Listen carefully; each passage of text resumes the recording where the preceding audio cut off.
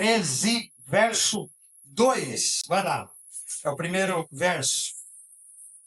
O homem clamou contra o altar, por ordem do Senhor. Altar, altar, assim diz o Senhor. Um filho nascerá à dinastia de Davi, cujo nome será Josias. Ele sacrificará sobre ti os sacerdotes dos altos, que sobre ti queimam incenso, e os ossos de homens se queimarão sobre ti. Naquele mesmo dia, ele deu um sinal, dizendo: Este é o sinal de que o Senhor falou. O altar se partirá, e a cinza que está sobre ele se derramará. Verso 31. Depois de sepultá-lo, disse a seus filhos: Quando eu morrer, sepultai-me no sepulcro onde está o homem de Deus. Colocai os meus ossos junto aos ossos dele, porque certamente se cumprirá o que a palavra do Senhor clamou contra o altar que está em Betel, como também contra todos os santuários dos altos que estão nas cidades de Samaria. Amém? Fecha os olhos. Pai, obrigado, Deus, por essa palavra e por esse texto. E agora nós queremos dedicar a Ti a nossa concentração e dedicar a Ti a nossa atenção total a esse texto. Que nós sabemos que é daqui que nós vamos tirar o que vale a nossa vida, o que vale o nosso caminho, o que vale os nossos passos. A nossa oração simples em nome de Jesus. Amém. Amém. Deixa eu só conferir aqui o microfone do Silvio Santos. Tá ligado. Glória a Deus. Irmãos, quem já assistiu aqui o filme Espera de um Milagre? Todos já assistiram? A Maria? Eu? Difícil é saber quantas vezes eu assisti. Né? Eu já assisti muitas vezes. Esse filme é um filme de 1999, e é um filme muito aclamado, né? Um filme que ganhou muitos prêmios. E ele é parcialmente inspirado numa história, não sei se você sabia disso. Ele é parcialmente inspirado numa história real, numa história verídica. E ele é inspirado na história de George Stinney Jr. Ele é inspirado na história desse rapaz. George era um adolescente negro que foi condenado à morte por matar 2 meninas nos Estados Unidos. Quando isso aconteceu, George tinha 14 anos. Ele foi condenado à cadeira elétrica por ter matado 2 meninas brancas nos Estados Unidos, sendo ele um adolescente negro. Isso aconteceu em 1944. Tá? E o que mais impressionou foi a rapidez da sentença, porque a gente entende, né, aqui no Brasil não tem pena de morte, mas quando você acompanha nos países que tem, leva-se um tempo considerável, né, para a execução. Às vezes a pessoa fica presa 20 anos esperando a execução, para que não haja nenhuma falha. George foi condenado em 1944 e executado em 1944, no mesmo ano. Foi muito rápido. Mataram um garoto de 14 anos, o fritaram na cadeira elétrica, que hoje já nem é mais um meio de execução americano, né? Eles nem usam mais a cadeira elétrica. O filme, então, é baseado nessa história, parcialmente, é lógico. E o filme é estrelado pelo grande ator, que na minha opinião é o melhor ator, um dos melhores, se não o melhor, Tom Hanks, né? Ele faz o papel do Paul, que é o chefe. Isso fica marcado na voz do Clark Duncan, Michael Clark Duncan, que já faleceu, o ator negro grandão, que chama ele de boss o tempo inteiro, né? Boss, que em inglês é chefe. Chama ele de chefe o tempo todo, ele fica marcado com essa alcunha. O Tom Hanks. O personagem chama-se Paul, o personagem do Duncan é o Coffey. E o Duncan é quem aponta para o George, né? É o papel do ator negro que aponta para o menino da história. E essa trama, esse filme, fantasia essa terrível história de crime e injustiça. E por que eu digo que fantasia? Porque ela cria um enredo em cima, né, de uma história terrível para deixar a história mais tragável. E se você lembra bem da história, o Coffey, né, o condenado, ele tem um dom. de curar pessoas, né? Ele cura pessoas de doenças no filme, inclusive ele ressuscita um camundongo no filme. Então o filme dá a ideia de que ele é um andarilho, alguém sem rumo, que anda de cidade em cidade ajudando pessoas porque ele tem esse dom. Só que, em contrapartida, o dom, ou a gente poderia chamar de efeito colateral do dom que ele tem, é sentir todas as dores do mundo. Ele ouve todas as dores, todas as pessoas que estão sendo mortas, ele escuta tudo. E ele sofre com isso. Né? E ele vai preso porque, supostamente, ele matou duas meninas brancas, duas crianças, né? Conforme a história verdadeira. E ele vai preso. Enfim, o filme se desenvolve e tem uma cena que eu queria que você gravasse na sua mente. Tem um momento em que o Paul, o Tom Hanks, vai conversar com ele e, e ver o que ele precisa para não condená-lo, se ele quer que o libertem, porque entende que se matá-lo está matando um instrumento divino na Terra que faz milagres. E ele diz que não. Ele diz, não, me mate, eu não aguento mais. Eu não aguento mais ouvir o mundo gritar. E ele pega o Paul, o chefe, o policial, e diz, vem aqui que eu vou mostrar para você o que eu sinto todo dia. E toca nele. E quando toca, o Tom Hanks, no seu papel, por uma fração de alguns segundos, sente tudo o que ele sente o dia inteiro. Né? Toda a dor que ele sente. É nesse momento que tem a célebre cena, né, das lâmpadas todas explodindo no setor de execução, né? E todas explodem, e ele passa a sentir um pouquinho do que o Coffey sente todos os dias por sentir a dor do mundo e o sofrimento do mundo. Certo? Grava essa cena. Vamos lá agora para o texto que a gente leu. Os dois livros de Reis, primeiro e segundo Reis, eles registram cerca de 400 anos da história de Israel. Aqui estão registrados cerca de 400 anos da história de Israel e de Judá. Esses livros aqui não são apenas registros históricos, conforme alguns pensam, né? Tem gente que acha que o primeiro Reis, segundo Reis, primeiro Samuel, segundo Samuel, primeiro Crônicas e segundo Crônicas não ensinam teologia, são apenas história. Não, não são apenas registros históricos, mas eles contêm teologia, contêm ensinamento bíblico. Por exemplo, é nesses livros que você encontra a fidelidade de Deus em guardar a sua aliança. Isso é um tema teológico. Você encontra nos livros de Reis e Crônicas e os dois de Samuel, Deus guardando a aliança que ele tinha com o povo. Você também encontra nesses livros a descrição da soberania de Deus na direção do destino do mundo, de todas as nações. Deus controlando todas as nações da terra. Você encontra nesse livro. E o principal ponto teológico, talvez, desses livros históricos, seja a ênfase, a santidade de Deus em oposição à idolatria. Deus, nesses livros, está sempre mostrando quem ele é, o Deus Santo, em oposição à idolatria, ao culto aos falsos deuses, que as nações praticam e que, ora, o seu próprio povo pratica. Então, veja, não é só registro histórico. Tem assunto teológico, tem assunto crucial para o entendimento da nossa fé, certo? Esses livros registram um dos momentos mais marcantes na história do povo de Deus, se não o mais marcante. Por quê? Porque é nos livros de Reis, e depois isso se repete em Crônicas, que o país se divide.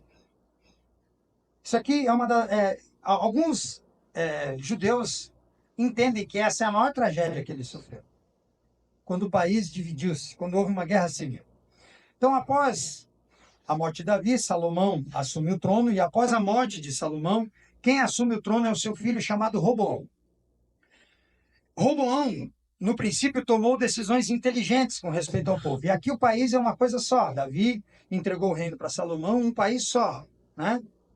De Dan a Berseba, ou seja, do Apoca ao Chuí, de cima para baixo, todo Israel é um povo só, é uma nação só, um país só. Salomão mantém isso. Roboão começa bem, mas depois ele se mostra insensato. E aí acontece uma guerra civil que racha o país, que racha a história. Então, a maioria entende que esse é o momento pior de Israel, quando eles se dividiram. 10 tribos ficam juntas e são chamadas de Reino do Norte, porque ficam para cima, né? Se olhar o mapa, estão para cima. 10 tribos, vocês lembram que são 12 tribos, né? De Israel, os 10 filhos de Jacó e 2 netos que substituíram José e Levi. Já contei, né, que são 12 filhos, Levi fica sem estado dentro do país, então ele não tem o estado com o nome dele, que são sacerdotes. Os levitas são separados por culto, então eles habitam o país inteiro e não ficam com terra, não ficam com nenhuma parte. Então a gente diminui de 12 para 11. José morre no Egito, a gente diminui de 11 para 10. Aí fica, como é que são 12 se só tem 10 agora? Um não ficou sem nada, não ficou com um estado, não ficou com nenhum território, e o outro morreu. Os 2 filhos de José assumem o lugar do pai e seria o lugar do tio, Levi. Assumem e aí fica 12, certo? Esses 2 filhos de José e netos aí então de Jacó. Aí das 12 tribos de Israel. 10 ficam para cima e 2 ficam para baixo. As 2 que ficam para baixo é mais fácil de lembrar do que as 10 que ficam para cima, né? Se falar de Ruben, você falar de Dan, e Issacar, é muito nome para lembrar 10. Mas os 2 de baixo é fácil, Judá e Benjamim. Judá é o segundo, Ruben é o mais velho, depois vem Judá. E Benjamim é o mais novo, é o mais moço dos filhos, né? Então eles ficam com o Reino do Sul. 2 tribos chamadas de Reino do Sul, cuja capital é Jerusalém, e o nome fica Judá. E o Reino do Norte, que fica com o nome Israel, 10 tribos. É assim que funciona a divisão depois dessa guerra. E quem assume o Reino do Norte, já que Roboão fica no sul? Porque Roboão está em Jerusalém. Quem assume o Reino do Norte é um general do exército de Roboão chamado Jeroboão. É ele que se insurge, é ele que faz a guerra civil, é ele que praticamente divide o país. Ele fica com as 10 tribos de cima. Ele se torna o rei do Reino do Norte. Um general do exército se torna rei. Porém, ele se torna um rei exatamente ou extremamente maligno. Se você ler a história, ele se torna maligno, ele é um tirano, ele é um idólatra, ele é um feiticeiro. Ele passa a consultar magos, ele passa a consultar necromantes, ele passa a consultar os adivinhos e começa a fazer sacrifícios, ofertas de sacrifícios aos deuses nas montanhas de Israel. Então ele se torna um rei pagão. Ele pega as 10 tribos, o povo de Deus, Israel, o reino do norte, e transforma eles num reino pagão. Em outras palavras, fez tudo o que Deus recomendou para que não fosse feito. Tudo que Deus disse que não podia acontecer, Jeroboão fez. E para piorar, nesse ponto da história que a gente lê no capítulo 13, ele começa a profanar o altar de Deus. Já não é mais postes, ídolos de falsos deuses nos montes, mas é um falso culto no altar, onde se sacrifica para Deus. Cultos pagãos usando o altar do Senhor. Consagrou e ordenou sacerdotes de outras religiões pagãos para o culto diante do altar do único Deus. E ofereceu sacrifícios a deuses estranhos no altar de Deus. Ou seja, ele fez tudo que não era para fazer. Ele acabou com tudo.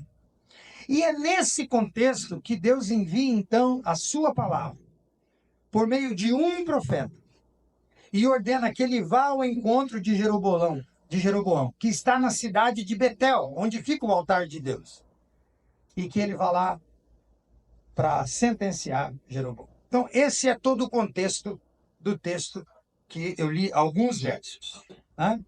E eu queria já de maneira repentina, sem uma transição suave, abruptamente, dar o tema do que eu quero falar com vocês nessa manhã. E o tema é a nossa versão preferida da história e a história de Deus. A nossa versão preferida da história e a história de Deus. Então vamos falar primeiro da nossa versão preferida da história. E qual é a nossa versão preferida da história? E eu digo isso sem medo de errar, eu digo nossa porque eu sei que é tua. E qual é? É a jornada do herói. A gente é apaixonado pela jornada do herói. A gente ama a jornada do herói. O que é a jornada do herói? É o filme do Rambo, é o filme do Stallone, onde o sujeito apanha, apanha, apanha, tem algumas vitórias no meio da trama e você vai crescendo com ele, porque você vai tomando as dores dele e vendo as injustiças. E no final, ele bate, antes de apanhar mais um pouco, ganha, e aí fica com o olho inchado, gritando, Adrian, Adrian, né? Em cima do ringue. E vem a Adrian, e eles se abraçam, e toca aquela música New Wave dos anos 80, com muito piano e muitas vozes cantando, e você chora na frente da TV e diz, o meu herói venceu. A saga se cumpriu. É isso que a gente ama, a jornada do herói. A gente é apaixonado por isso. O cinema criou isso em nós. A gente ama o mocinho ficar com a mocinha no final, depois de superar o preconceito do pai dela e apanhar dos capangas do pai dela, e a gente luta junto com ele durante o filme, e no final a gente se alegra quando ele sai solitário por um caminho e as letras subindo e a música triste, e a gente diz, olha que legal, ele não quer nem reconhecimento, é um solitário esse meu herói mesmo, é um lobo solitário. Essa é a nossa versão melhor da história. Está do verso 1 ao 10. E por que eu não li todo o capítulo, você está se perguntando? Pastor, você já leu um livro inteiro aqui quando foi pregar. O livro de João, você leu tudo, porque diz que não pode ficar sem. Agora você leu 4 versículos e vai contar a história. Eu fiz de propósito. Para que você que não conhece a história, eu quero que você, junto comigo, acompanhe a emoção da história. Por isso eu não li ela toda, certo? Então, o contexto da narrativa de 1 Reis 13, a gente já sabe, eu acabei de falar. São 34 versos que eu fiz questão de não ler, que eu quero que você se surpreenda enquanto eu conto. E o texto diz que um profeta desconhecido é chamado por Deus para profetizar. Eu vou dizer que esse profeta é um jovem, mas você não vai entender isso agora. Você vai entender o porquê que eu estou afirmando isso depois. Mas ele é jovem. E a primeira coisa que a gente tem que prestar atenção é que ele é anônimo. Não tem nome. Esse profeta não tem nome. O texto chama ele de homem de Deus. Ele é o homem de Deus. E ele é enviado de Judá para profetizar em Betel. Aí a primeira informação. Por que Deus usa um profeta do Reino do Sul, que nada mais tem a ver com o Reino do Norte, para atravessar, viajar e ir para o outro país, que agora não é mais o mesmo, que dividiu, para profetizar contra o rei do outro lugar? Por que não usar um profeta em Israel, nas 10 tribos? Por que trazer um de outro lugar? A gente vai descobrir o porquê. E ele vai, a palavra vem a ele, Deus ordena que ele vá, e ele viaja do Reino do Sul para o Reino do Norte, precisamente na cidade de Betel, onde está o altar do Senhor. Ele encontra o rei Jeroboão em Betel, que é onde ele estava, e segundo o profeta Amós, no capítulo 7, esse lugar, Betel, o altar, acaba se tornando o santuário do rei. É assim que Amós chama, porque Amós é um profeta que também profetiza contra Jeroboão. Amós diz que Betel tinha se tornado o santuário do rei. Por que Amós diz isso? Para mostrar para nós que quando alguém cria a própria religião, como no caso de Jeroboão, inevitavelmente se torna dono dela e mediador dela. Jeroboão se tornou um rei e se tornou um sacerdote. Ele queria todos os papéis. A gente sabe que no contexto do povo de Deus de Israel, havia 3 ofícios cruciais e 3 ofícios que davam poder, né? Profeta, sacerdote e rei. Você vai lendo a história dos livros de reis, você vai vendo toda hora esses 3 cargos brigando, como parece muito com o Brasil. Esses 3 poderes brigando entre si. Então o sacerdote manda, porque é o mediador do culto, o profeta manda, porque é Deus falando, e o rei manda, porque Deus mandou ele mandar. Jeroboão diz, eu não vou ter ninguém para disputar comigo. Eu sou rei e sou sacerdote, porque eu criei a minha religião. Eu sou dono disso aqui. Então Amós vai chamar de santuário do rei, não de santuário do Senhor. Então a gente já vê o que esse profeta anônimo está indo enfrentar. O profeta anônimo, o homem de Deus, o jovem profeta de Judá, transmite a sua mensagem enquanto o rei está junto do altar. O rei está no momento cultuando. Cultuando a si mesmo, ao seu próprio Deus, ao seu culto pagão que ele criou. E o profeta chega. Mas o mais interessante na leitura do texto, que depois eu sei que você vai ler em casa, é que quando o profeta se apresenta, o profeta não fala ao rei. Deus não tinha uma palavra para Jeroboão. O profeta fala para o altar. A sentença do homem de Deus é para o altar, não para o rei. Ele não foi lá falar com Jeroboão. Ele foi falar com o altar.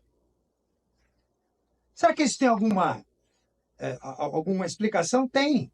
Ou seja, Deus não quer mais falar com Jeroboão. Deus já não tem mais nada a tratar com esse homem mau. Né?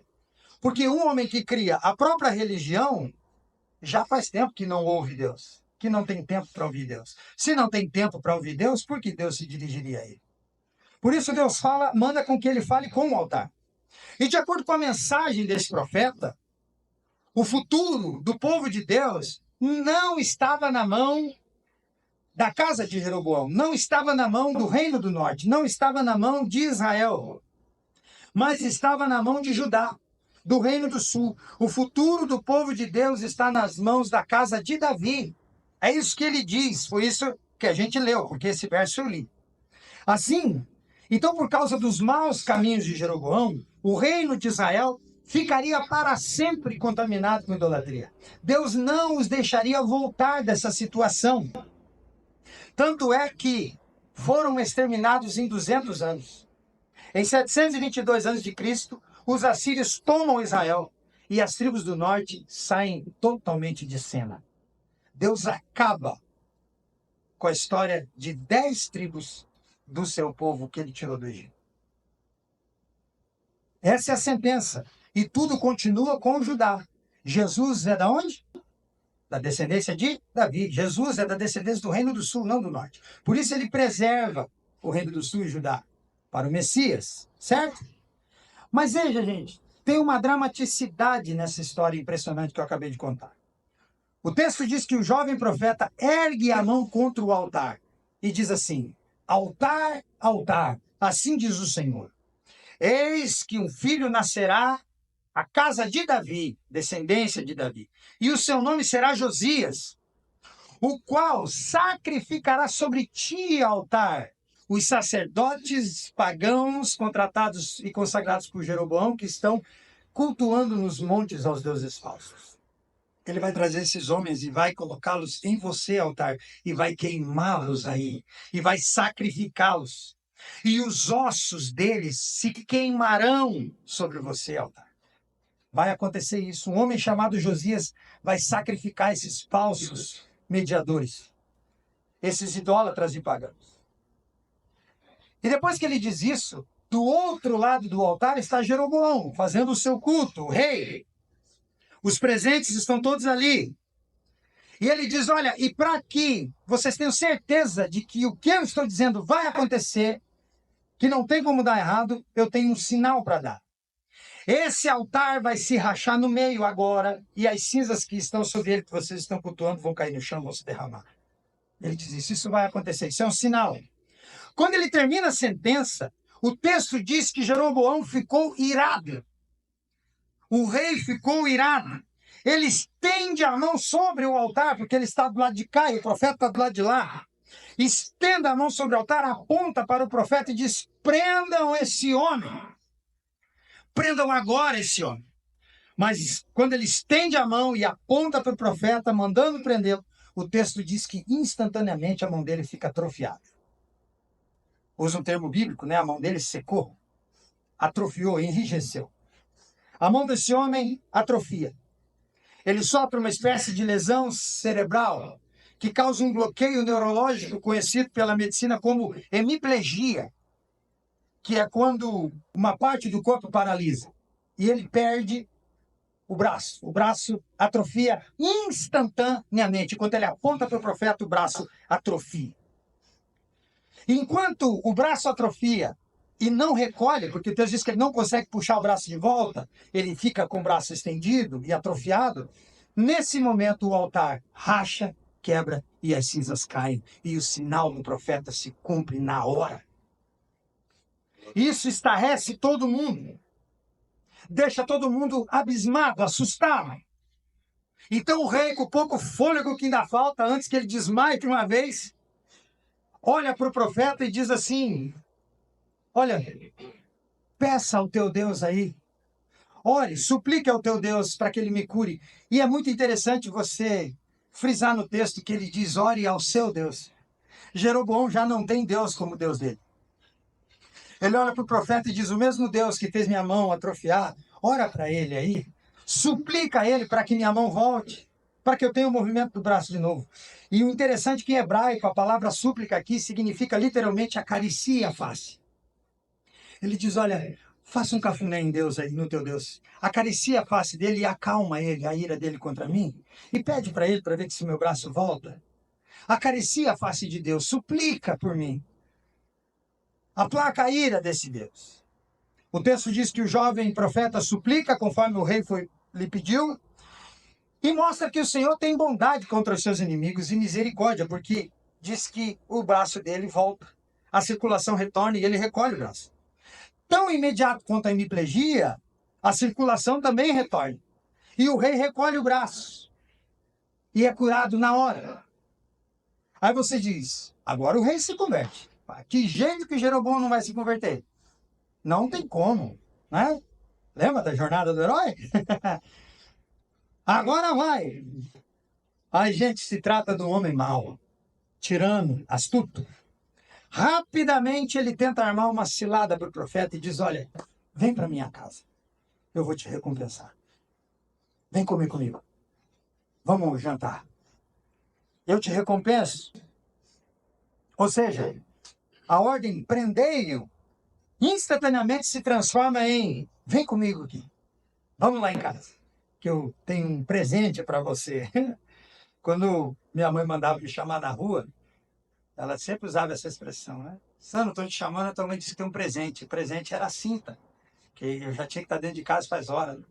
Tem um presentinho para você. É o rei dizendo para o profeta, ó, vamos lá em casa, eu tenho um presente para você. Mas o profeta é o homem de Deus, gente. Esse jovem aqui é o homem de Deus. E ele responde, eu não posso ir contigo, nem que você me dê a metade do teu reino. Ele diz, nem pela metade do que você tem eu vou na tua casa. Não vou. Ainda que me desse metade, eu não me alimentaria na tua mesa e nem na mesa de ninguém desse lugar aqui. Porque foi isso que o Senhor disse a mim também. Ele disse, você não vai comer pão nesse lugar, não vai beber água nesse lugar. E Deus disse mais, você não vai voltar nem pelo mesmo caminho que você veio, você vai voltar desse lugar por outro caminho.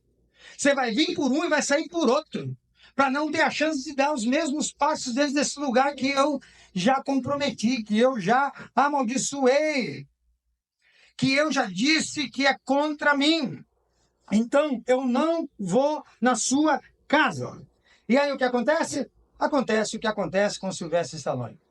Ele bota a mochila nas costas, e eu gosto de pensar que ela era verde, igual do exército, e ele caminha, e a música dos anos 80 sobe, e ele sai caminhando por um caminho diferente do que ele veio, e toca a música do homem de Deus. E aí a nossa história está pronta.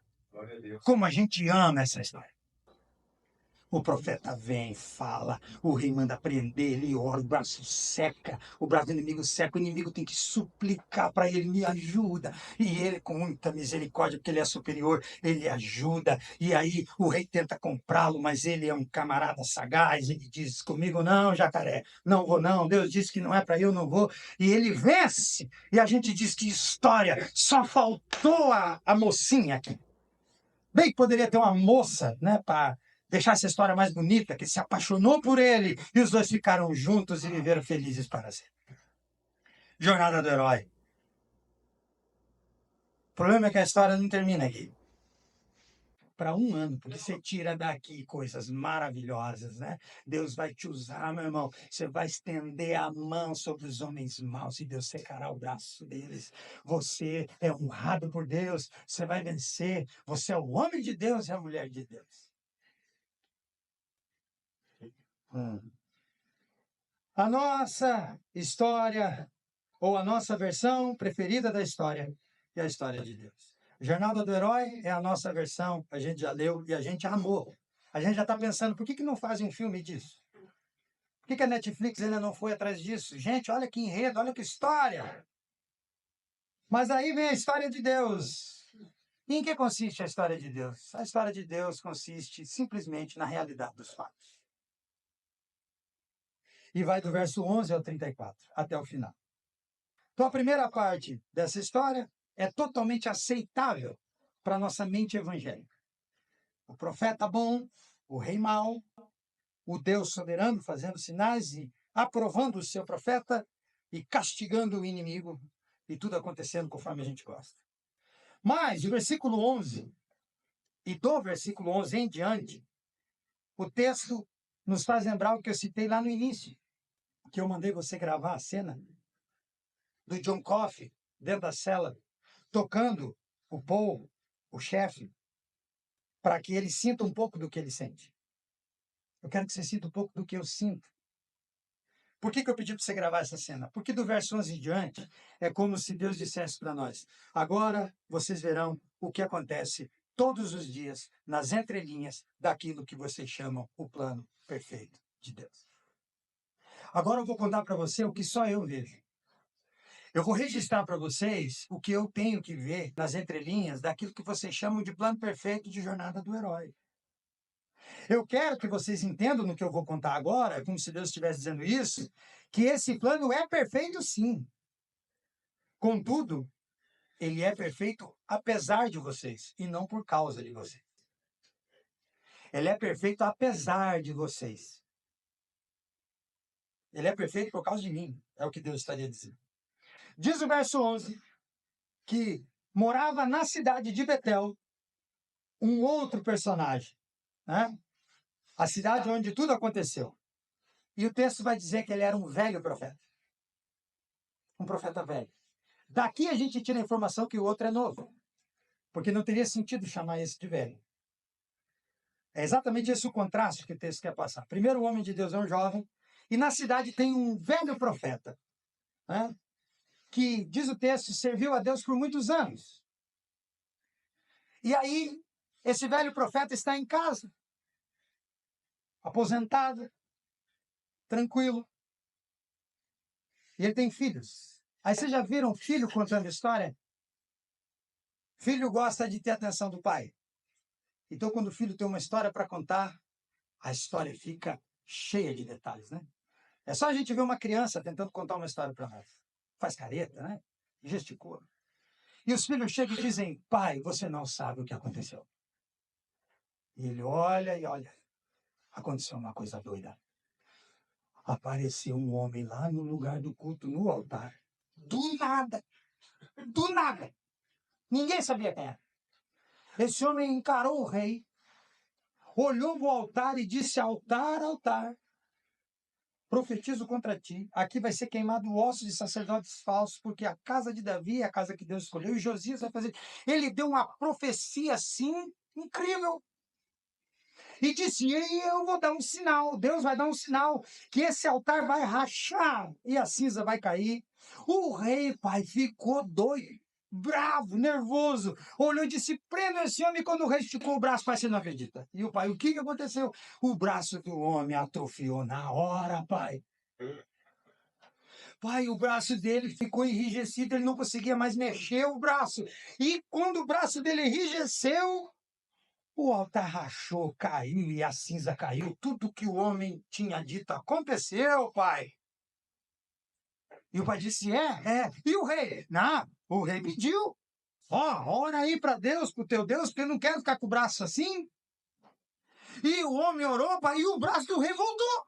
Funcionou, ele recolheu, mexeu. Pai, você tinha que estar lá, pai, para ver. E o profeta vai se empolgando. Rapaz, que profeta é esse?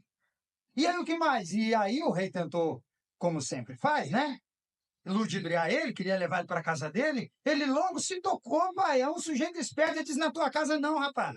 Não vou, não quero que você tenha para oferecer para mim, nem que seja tudo que você tem, metade que você tem, nada me interessa. Não como com você, não bebo com você. Pai, e ele disse: eu vou embora por outro caminho, que não é nem para mesmo voltar para o caminho que eu vim, porque foi assim que Deus falou. E eles dizem: pai, que história, o senhor perdeu. O senhor perdeu.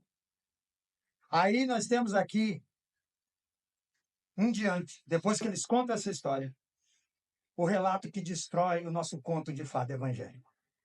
Aqui a nossa história começa a desmoronar. E por quê? Porque esse profeta velho começa a sofrer o que a gente chama de nostalgia. Um ataque de nostalgia. O que passa na cabeça desse velho profeta? Ele diz, puxa vida, ai, meus tempos de profeta. Poxa, o que é isso? Eu nunca tive a chance de ver um altar rachado. Nunca aconteceu isso comigo. Nunca Deus me usou para isso. Eu nunca tive a chance de ver um rei ficar com a mão atrofiada instantaneamente. Nunca. Eu nunca sofri a expectativa de um rei pedindo para que eu orasse, e quando eu orasse, das palavras da minha boca, ele fosse curado. Poxa vida, cara, eu sou profeta faz tempo e nada aconteceu disso comigo. Nostalgia. Nostalgia. Começa a se instalar no coração desse velho profeta um sentimento estranho. Porque, de um lado, a história do moço é a história que ele ama. Ele amou o moço. Ele se apaixonou por esse homem de Deus jovem. E por quê? Porque ele se projetou no moço. Bem podia ser eu. Ah, os meus bons tempos. Ah, quando eu profetizava e era jovem, mas nunca experimentei isso. Ele se projeta no rapaz. Parece-nos que ele acha o moço corajoso, audacioso. Ele acha isso do rapaz. E o coração desse velho profeta se empolga a respeito do rapaz. Mas, de outro lado, ele divide outro sentimento. Nos parece no texto que ele está com inveja, que ele está com ciúme, querendo que fosse ele o personagem da história, a ponto dele não conseguir lidar e nem administrar esse sentimento. E o que acontece? Porque ele não consegue lidar com isso, com a história dos filhos e com tudo que aconteceu? Verso 12 em diante diz, que ele olha para os filhos e diz assim, por favor, me digam que vocês viram por qual caminho esse rapaz foi embora. E os filhos, você acha que não, pai? Claro que nós sabemos, a gente seguiu ele, pai. Então vocês vão me mostrar. Arruma o meu jumento, prepara a minha montaria. Vocês vão me mostrar onde esse rapaz foi.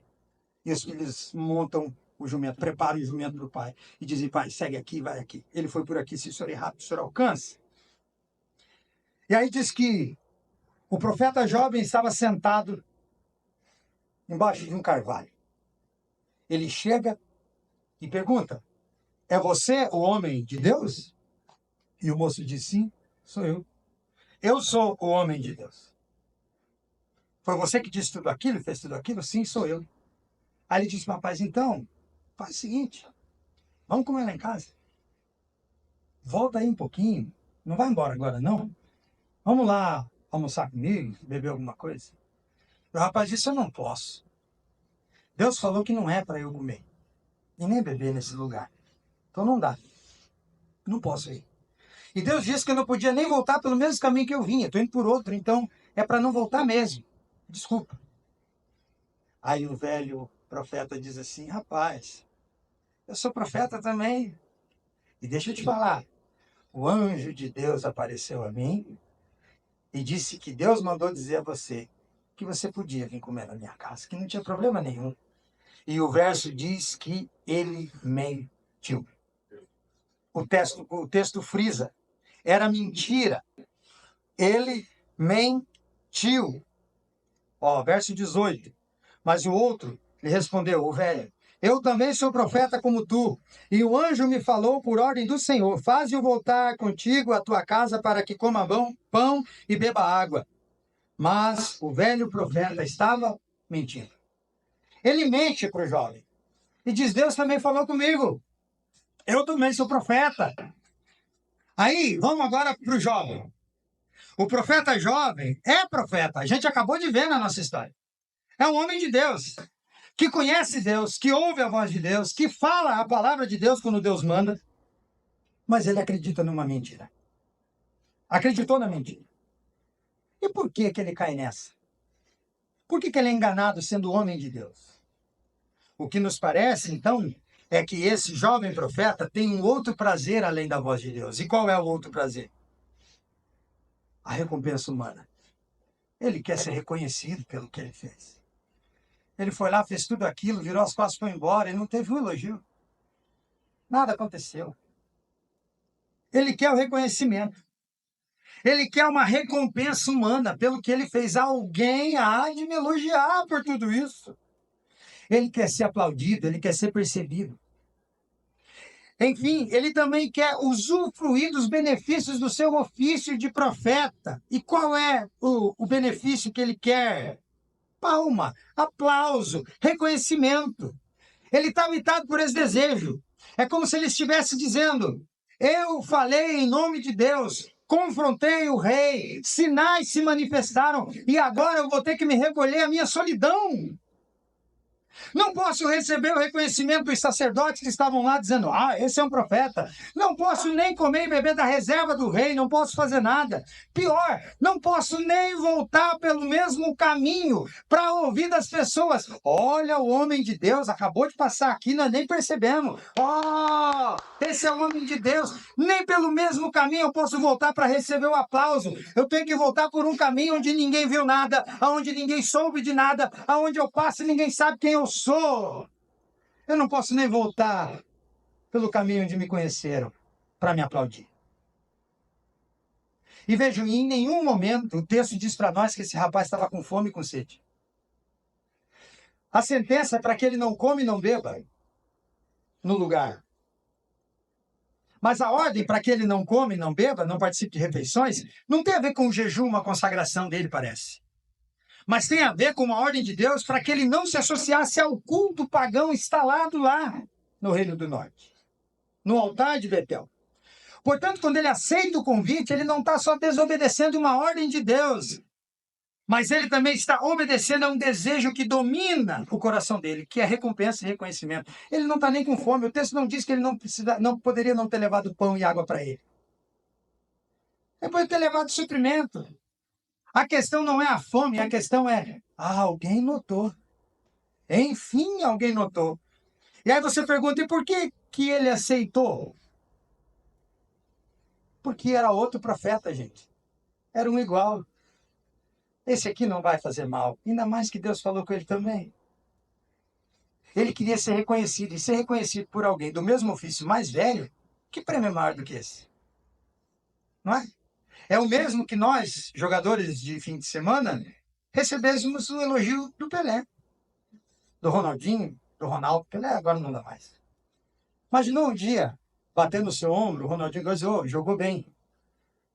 A mulher nunca mais vai ter paz. Você vai guardar essa frase, diz de novo que eu vou gravar para mostrar para minha mulher. Você vai colocar isso na TV como bom dia, todo dia. Hoje você jogou bem porque alguém que você admira te elogiou. Ele diz: esse profeta é mais experiente. Olha o reconhecimento que Deus está me dando. É de alguém maior que eu, mais velho que eu, que está reconhecendo quem eu sou. Esse rapaz está cheio dessas vontades. E sabe outro detalhe que passa desapercebido na cabeça desse jovem profeta? É a óbvia pergunta. E qual é? Ele devia ter perguntado: se ele é um velho profeta, é Pete Batel, por que Deus mandou vir de Judá? Por que Deus mandou vir de lá? Se tinha profeta aqui, Deus tinha usado ele. Esse camarada está mentindo, ele não é profeta coisa nenhuma. Porque Deus não ia fazer eu viajar tudo isso se tivesse um homem de Deus aqui que fala com anjo. Ele nem essa pergunta se faz. Ele aceita e vai por quê? Porque ele quer reconhecimento. E o texto diz que ele vai para a casa do homem, que ele senta e come. Então ocorre, gente, o que não cabe na nossa cabeça evangélica. Não cabe o que ocorre. O texto diz que o velho profeta, mentiroso, invejoso, ciumento, que se projetou no outro, é usado por Deus para sentenciar o jovem que desobedeceu. Deus usa o velho profeta. O texto diz isso para nós. Sim, Deus usa o mesmo que mentiu para arbitrar sobre o outro que disse a verdade. Absurdo. Como que nós crentes entendemos isso? Deus usou o mentiroso para falar a verdade para o rapaz e para sentenciar o rapaz. Um veredicto. Verso 21. E ele clamou ao homem de Deus que viera ajudar. Assim diz o Senhor: porque foste rebelde à ordem do Senhor e não guardaste o mandamento do Senhor teu Deus que te deu, mas voltaste, comeste pão e bebeste água em lugar em que eu havia falado para não vir, o teu cadáver não encontrará sepulcro com os teus pais. O profeta velho, mentiroso, é usado por Deus para dizer que Deus ia matar o outro que desobedeceu. E aí como é que faz, gente? O que a gente faz com o texto? O que a gente faz com isso aqui? A gente diz, não, pastor, você lê errado, vamos ler de novo. A gente vai achar uma letra que está faltando. Será que no original hebraico está assim? Será que quem copiou o manuscrito não errou? Não! É o texto. Deus usou um mentiroso. O velho profeta, então, depois do que disse para o jovem sentado e disse, o que eu fiz? Por que eu voltei? O texto diz que com a maior naturalidade hipócrita do mundo, o velho profeta prepara um jumento para o jovem e diz, pode ir embora. É quase que ele começa, quase que você estiver dizendo, olha, não acredita não, Deus nem me usa. Você vai acreditar? Eu já nem sei qual foi a última vez que eu falei, pega o teu jumento e vai embora, não vai acontecer nada. É quase ele desacreditando o que ele mesmo disse. É tão natural o jeito que ele prepara o jumento, não há nenhuma conversa entre os dois, não há ele estarrecido dizendo o que eu fiz contra ele, eu menti para ele, agora ele vai morrer. Nada! Tem um homem dizendo, olha, nem acredita muito no que eu falo. Às vezes eu erro. Minhas previsões acerta aqui e ali. Uma vez eu estava andando em Curitiba, vou usar essa palavra, não, uma cigana. Pediu para ler minha mão. Eu sempre fui evangélico, nunca acreditei nessas coisas. Falei, lê aí. Estendi a mão, falei, vai. Ela pegou minha mão. É. Falei, será que eu não lavei? Ela também gosta de sujeira. Ela falou assim, você estuda? Falei, estudo. Ela falou, então você vai passar ou reprovar. Eu olhei para ela e falei, filha, não. Falei, pois é. Você trabalha? Ele trabalha. Pois é. Esse emprego aí que você tem, né? Ele vai melhorar ou piorar. Eu falei, filho, sai fora. É esse tipo de adivinhação que tem, e é o que o profeta nem acredita no que eu falo. Ele prepara o jumento para dizer assim, vai embora. Nem acredita no que falou. O jovem pega o jumento e sai. Enquanto ele está indo embora, pelo caminho que ele tinha retornado, já errou de novo, que era para ter achado uma terceira via. Ele volta pelo segundo caminho, que já não era um caminho que ele não tinha andado, percebe? Ele volta e diz o quê? Que um leão sai do meio do bosque e o ataca. Derruba ele do jumento e o mata. E ele cai do jumento. E ele cai no meio do caminho. E aí outra cena impossível acontece no texto. Enquanto o cadáver desse jovem profeta fica caído, estendido no caminho, o leão se deita do lado dele, do cadáver, do corpo. E o jumento também fica imóvel do outro lado. Os dois animais, um de cada lado. O jumento que ele montava fica parado e o leão se deita e fica se lambendo enquanto o corpo está no meio. A notícia chega porque as pessoas que estão caminhando passam de longe, vendo aquela cena, alguém morto e dois animais, um de cada lado, e um é um leão. Eles vão de longe e voltam para Betânia e dizem, rapaz, acabamos de ver um acidente grave ali. E tem um leão deitado que não termina de comer o corpo. Não sei se ele está guardando. E o jumento que não foge. Aí o velho, é o profeta. É o jovem. É o meu jumento. Aí diz que ele prepara o outro jumento dele e vai. Eu tenho que chegar lá. Quando ele se dirige ao local e ele chega, o versículo 28 diz que o que ele viu foi um corpo, um leão e um jumento. Um de cada lado. O leão não devorou o corpo, apenas matou, apenas derrubou e matou. Muito menos devorou o jumento, muito menos se alimentou do jumento. O jumento não fugiu de medo do leão, né? Como é absolutamente comum no encontro presa-predador, e eles ficam parados. E aí eu pergunto, você percebeu isso? Percebe o que tem aqui? Os únicos dispostos a renunciar aos seus instintos e fazer a vontade de Deus são dois animais. No texto inteiro, os únicos dispostos a renunciar ao seu instinto animal e obedecer a Deus são animais. Renuncie. O leão renuncia o seu instinto de predador, deita do lado, não mastiga o homem, não termina de devorar e não mata o jumento, não come o jumento. O jumento não foge, fica parado como se o leão fosse um amigo. Os dois negam os seus próprios instintos para obedecer a Deus. Nós temos que guardar esse cadáver. Temos que guardar o corpo para que ninguém toque. Enquanto seres humanos dotados de intelecto, não só introduzidos, mas também imersos na história de Deus, do povo de Deus, cedem ao seu pecado instintual e negam a vontade de Deus. Você tem um rei tirano, profano, idólatra e pagão. Você tem um profeta que não profetiza a palavra de Deus só por profetizar, mas que quer reconhecimento e recompensa. Você tem um velho que já não profetiza mais, mas que quer se projetar no outro e mente para o outro, dizendo que ele também é a boca de Deus.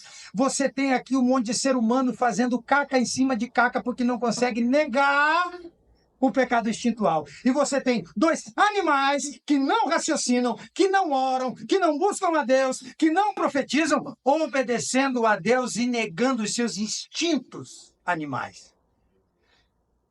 Deus tem mais de um leão e de um jumento do que de homens. Olha que absurdo o que o texto está mostrando para a gente. Olha que absurdo. Aí o texto diz que o velho profeta leva o jovem profeta na sua montaria, coloca no jumento e leva para casa, para enterrá-lo. E aí ele cumpre a própria profecia, porque na sentença dele, Deus disse que o jovem não seria mais enterrado com seus pais em Judá.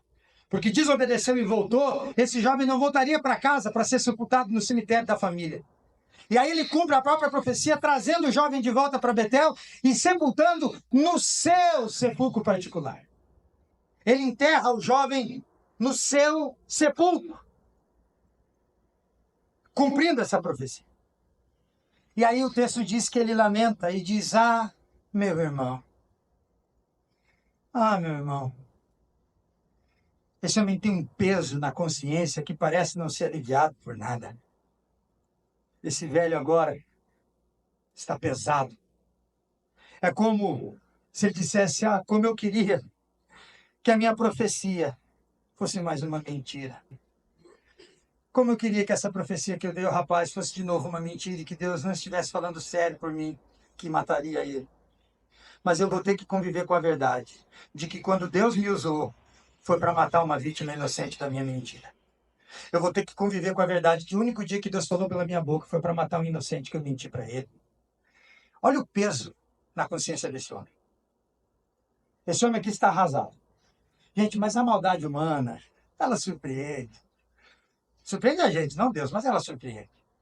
Você diz assim: não, daí não passa, né? Chega, pastor, chega, encerra. Não, passa, piora. Por quê? Porque a maldade do homem não vai terminar aqui. Ele pede para a família dele que quando ele morresse, os ossos dele fossem sepultados junto com os do outro. Quando eu morrer, não abra uma cova para mim, mas coloque na mesma cova. Por quê? Aí ele diz, a razão, porque certamente se cumprirá o que, pela palavra do Senhor, clamou contra o altar que está em Betel. O que esse jovem disse vai acontecer, porque ele era um homem de Deus. Então jogue os meus ossos com os ossos deles, porque vai se cumprir. Todos os santuários vão ser arrasados e vai acontecer. O que o velho quer? Ele quer a fama do outro profeta, mesmo depois da morte. Coloquem junto, porque vão confundir, não vão saber quem falou e quem disse. Lá no final pode ser que achem que fui eu, que falei uma verdade na vida. Ele quer a fama do outro, mesmo pós-túmulo. Quando alguém falar do caso, ele quer ser lembrado. Ele quer ser lembrado como quem ajudou, quando ele só foi o que atrapalhou. O homem não tem limite, gente. Agora eu queria que você abrisse a sua Bíblia no segundo livro de Reis, capítulo 23, a partir do verso 15. Abre rapidinho aí, já vou encerrar. Vou encerrar, gente. Segundo livro de Reis, capítulo 23, verso 15. Diz assim: ele também derrubou o altar que ficava em Betel e o altar feito por Jeroboão. Ele aqui no texto é Josias. Josias é quem? É o rei que viria e destruiria o culto conforme profetizou o jovem, o profeta jovem. Certo? Então diz assim, Ele, Josias, também derrubou o altar que ficava em Betel e o altar feito por Jeroboão, filho de Nebate, que havia levado Israel a pecar. Ele queimou o altar, reduzindo a pó, e queimou o poste ídolo. Olhando ao redor, Josias viu as sepulturas que estavam ali no monte e mandou tirar os ossos que nelas se encontravam e os queimou sobre o altar e assim os profanou, conforme a palavra do Senhor proclamada pelo homem de Deus que predisse essas coisas. Josias cumpriu a profecia, exatamente como o jovem tinha dito. Então Josias perguntou: que monumento é esse que vejo? Os homens da cidade responderam: é a sepultura do homem de Deus. Essa é a sepultura do homem de Deus que veio de Judá e predisse essas coisas que acabas de fazer contra este altar em Betel. Então Josias disse: deixai essa sepultura então como está. Ninguém mexa nos seus ossos. Olha só, o profeta velho saiu como bom da história, porque ele está junto no mesmo sepulcro. E Josias diz: não, nesse não abra, eu não mexo. Se ele abrisse, ele ia ver que tinham 2 corpos. Mas ele não mexe, não. Deixa esse profeta quieto, porque ele falou a verdade. Quem? Mas o escritor do livro não é tonto. Ele sabe da história. O que ele diz? Eles deixaram seus ossos como estavam, juntamente com os do profeta que havia vindo de Samaria. Samaria aqui já é o novo nome de Betel, que muda lá em 1 Reis 17. Então o autor aqui está escrevendo conforme os fatos acontecem. Aqui já é Samaria, mas é a antiga Betel. Quem escreveu disse assim: mas não tinha só um corpo lá dentro. Josias não sabia disso, mas eu sei. Tinham 2.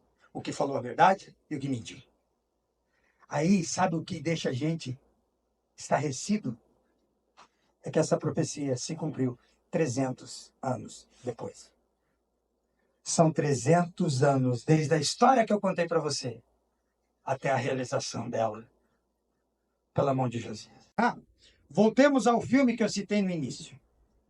O personagem Paul, o chefe, o Tom Hanks, depois de tocado pelo John Coffey e ver o que ele sente, como eu disse, daí para frente no filme a vida dele se altera. Tanto é que se você... Eu estou dando spoiler, depois você assiste e não assistiu.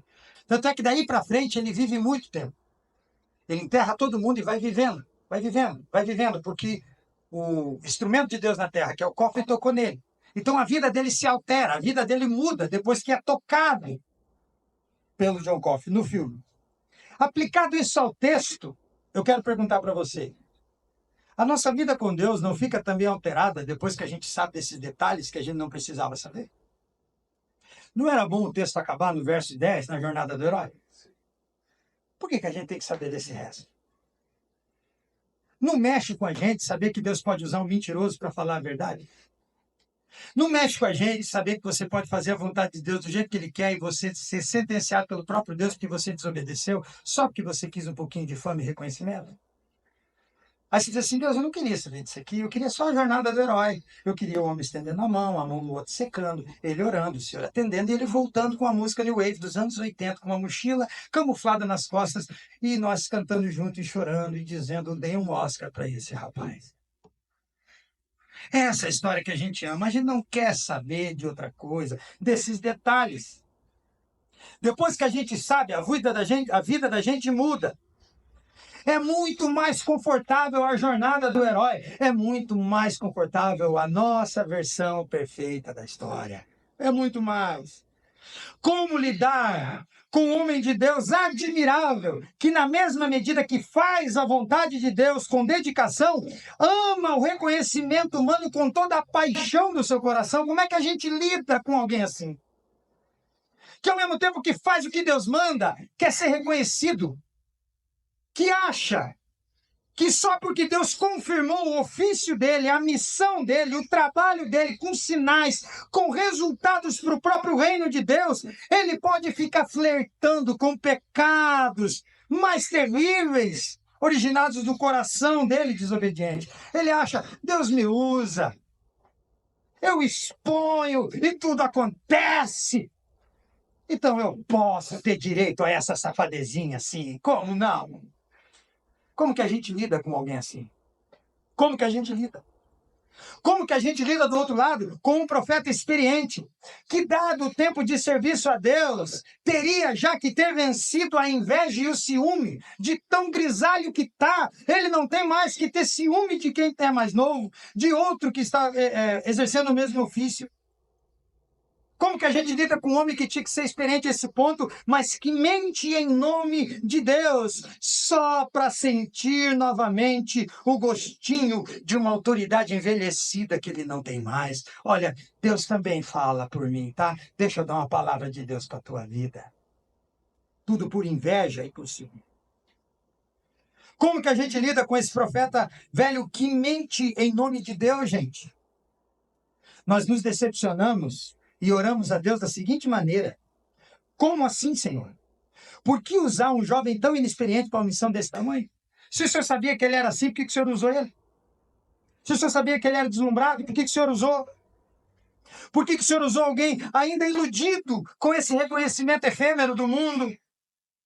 E por que o senhor o matou de um modo tão sinistro desse?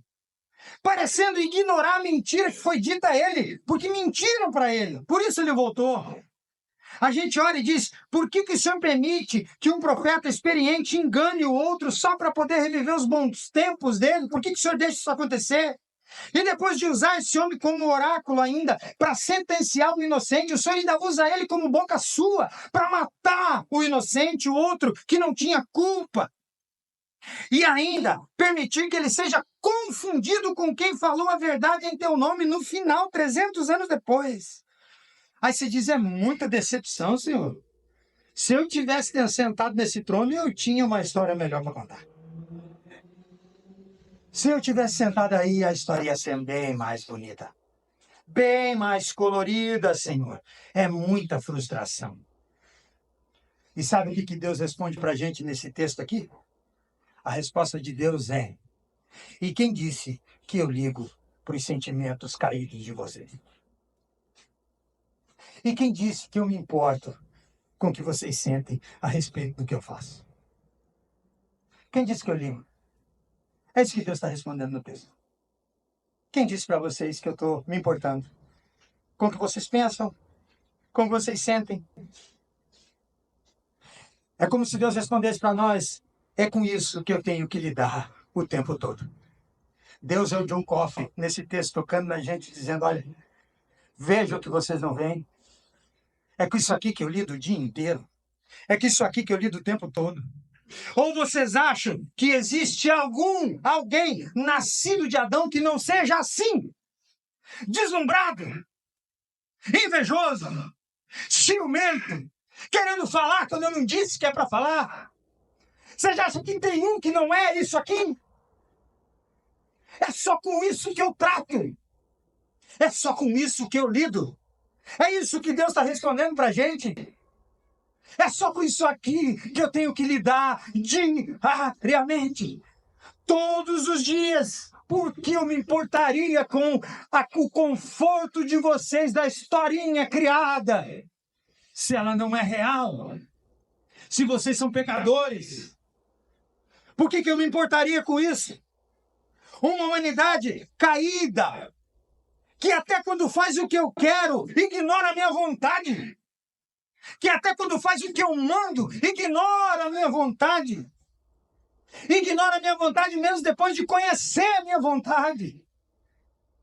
É com isso que eu tenho que lidar todo dia. Essa é a história que vocês não veem. Essa é a história que vocês acham que não existe, porque na cabeça de vocês ainda há de haver alguém bom. Por isso eu insisto, gente, todo domingo aqui. E não preciso cobrar dos outros dois que pregam comigo que façam o mesmo, porque eles também insistem. Que a única justiça aceita é de Cristo. O único perfeito é Jesus. Ele é o único. De resto, no mais, o que tem para Deus usar é toda essa carniça desse mundo. De resto, o que sobra é toda essa carniça aqui, que Deus tem que aturar, diariamente nesse mundo, enquanto ele cumpre a sua justa, santa, boa e agradável vontade. Enquanto ele cumpre o seu plano, ele tem que aturar eu e você. Aí a gente lê os textos mais bonitos, a gente fica com a jornadinha do herói e diz, olha que lindo, eu vou cantar isso aqui na igreja e vou pregar, porque os irmãos vão se sentir incentivados. E a gente ignora o verso 11 ao 34, porque a gente não quer um profeta que mente e é usado por Deus. A gente não quer um profeta que fala a verdade, mas é deslumbrado com pecado, dinheiro, idolatrias, adultério. A gente se frustra exatamente porque a gente acredita na história que a gente conta, do jeito que a gente conta. E a gente lê e diz, olha, achei uma história que concorda exatamente comigo. E Deus diz, vem cá, deixa eu abrir essa história e destrinchar para você ver o que tem nas entrelinhas e com o que eu lido todo santo dia. E a palavra de Deus se cumpriu 300 anos depois, cabalmente, apesar de todos os envolvidos. Agora, para você não sair daqui dizendo, o pastor me rebentou, acabou com o meu mês, que não é nem a semana, deixa eu dizer, é esse mesmo Deus que cuida de você. Cristo já veio, ressuscitou, morreu e ressuscitou e habita em nós pelo Espírito. Hoje você tem esse discernimento pela Escritura e pelo Espírito que habita em você, de saber quando alguém diz, olha, o anjo mandou dizer, e você saber se aquilo foi de Deus ou não. Você não precisa mais de oráculo, você não precisa de um profeta velho nem de um profeta novo. Você precisa da Escritura. Por isso eu insisto, gente, se um dia eu vir aqui contar conto da carochinha, me dispensem daqui. Não pensem duas vezes, nem com todo o amor que vocês sintam por mim. Me chamem primeiro a realidade, não vão me mandando embora de uma vez, tá? Tenho compaixão. Mas se eu insistir, corram comigo daqui. E se alguém se impor e mandar eu ficar, vazem. Nós temos o Cristo. Mas em nome de Jesus, nosso sermão continuará sendo esse. Apesar de nós, em Cristo, Deus cumpre a sua vontade. Coloque-se de pé, por gentileza.